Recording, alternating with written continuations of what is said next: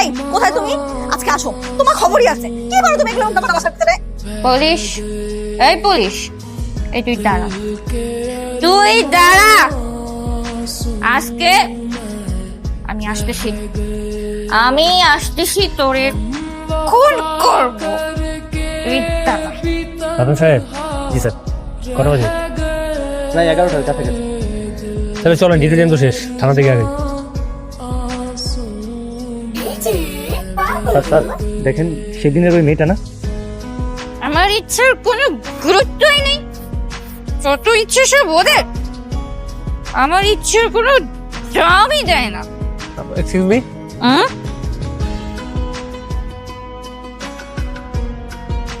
কে কে আপনি?